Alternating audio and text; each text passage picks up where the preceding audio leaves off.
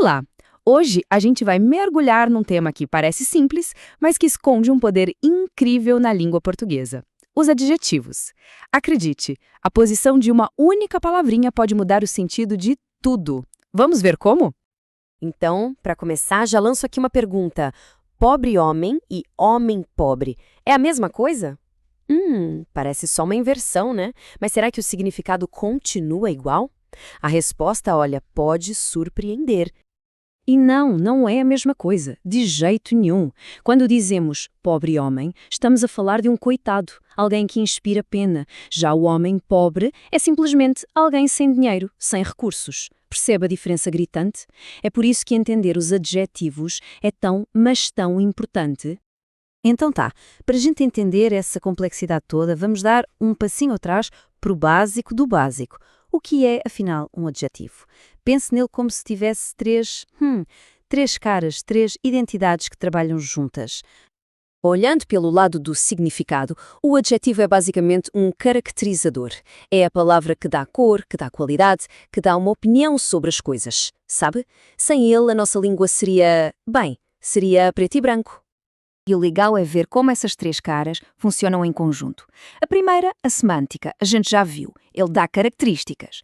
A segunda é a morfológica, o adjetivo se adapta, ele muda de forma para concordar em género, número e até grau. E por fim, a sintática, ele tem duas funções bem específicas dentro de uma frase. Ok, vamos focar nessas duas funções. É como se o adjetivo pudesse ter dois empregos diferentes numa frase. Num deles, ele é parte essencial da identidade de algo.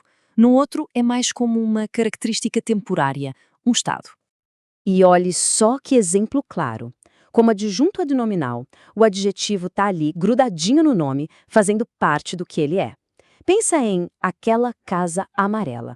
A cor é parte da identidade da casa. Agora, como predicativo, ele descreve um estado, geralmente depois de um verbo como ser ou estar. Por exemplo, a casa é suntuosa. Viu só? A posição na frase entrega a função dele. E agora, uma dica de ouro, um bizu, como diz o pessoal que estuda para concurso. Quer saber se o adjetivo é um adjunto adnominal? Tente tirar ele da frase. Se a frase continuar fazendo sentido, sem perder a sua essência, bingo, provavelmente é o adjunto. É um truque simples, mas que funciona, que é uma beleza. Muito bem, agora vamos falar de como os adjetivos são meio que uns camaleões da gramática. Eles não são palavras fixas, não. Eles se transformam, se flexionam para concordar direitinho com as palavras que acompanham. Essa variação acontece de três formas principais. Primeiro, em gênero, lindo vira linda. Depois, em número, lindo vira lindos. E, por último, em grau, que é onde a gente mexe com a intensidade da característica. Quando a gente compara, a estrutura é bem direitinha, quase uma fórmula. Para a igualdade, é tão quanto. Para a superioridade, mais que. E para a inferioridade, menos que. Não tem muito como errar, é seguir a receita. Agora, se a ideia é exagerar, botar a característica lá no topo, aí entra em cena o superlativo. Ele pode ser absoluto, quando a gente foca numa coisa só, tipo muito inteligente, ou de forma mais intensa, inteligentíssimo. Ou pode ser relativo, quando a gente destaca alguém de um grupo, o mais inteligente ou o menos inteligente da turma. E agora sim, chegamos no ponto alto, no coração da nossa conversa, a posição do adjetivo. É aqui que a mágica acontece, e às vezes a confusão também.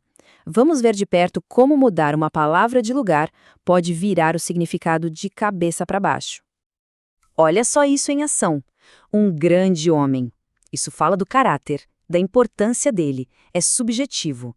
Agora, um homem grande. Isso fala do tamanho, da altura. É objetivo, literal. Viu? Antes do nome, o sentido é figurado. Depois, é literal. Vamos para mais um clássico. Um velho amigo. Significa uma amizade de longa data. Um amigo velho. Aí já é um amigo com idade avançada. De novo, a posição é que manda no significado.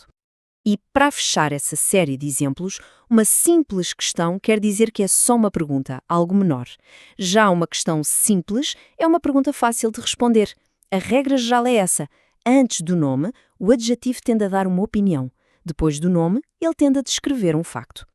Essa frase aqui resume tudo de forma perfeita. A escolha e principalmente a posição do adjetivo nunca são por acaso. Elas mostram a intenção, a opinião de quem está a escrever ou a falar, e esse fenómeno tem nome. É a modalização discursiva. É uma ferramenta de persuasão poderosíssima. E não para por aí. Além dos adjetivos normais, digamos assim, existem outras palavras e expressões que se disfarçam para fazer o mesmo trabalho. São como uns agentes secretos da caracterização. Uma delas é a locução adjetiva. É basicamente um grupinho de palavras que vale por um adjetivo. Por exemplo, amor de mãe é a mesma coisa que amor maternal.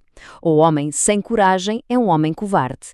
É um jeito de ser mais específico, de dar mais detalhe. E temos também a adjetivação. Sabe o que é isso? É quando a gente pega emprestado um substantivo e usa ele como se fosse um adjetivo, tipo em jeito moleque ou blusa laranja. Moleque e laranja são substantivos, mas ali eles estão dando uma característica. É bem comum, né? Então, depois de tudo isso, o que fica? Se a gente tivesse que guardar só duas coisas, seriam estas. Primeiro, aprender a reconhecer um adjetivo, mesmo quando ele está disfarçado. E segundo, que é talvez o mais crucial de tudo, entender o poder que ele tem. Saber que a posição dele não é inocente, que ela carrega uma intenção e pode mudar completamente a percepção de uma mensagem. E para a gente fechar, fica aqui um desafio. Na próxima vez que estiver a ler um artigo de opinião, um post numa rede social, pare e repare. Quais são os adjetivos que estão ali? Onde é que eles estão posicionados?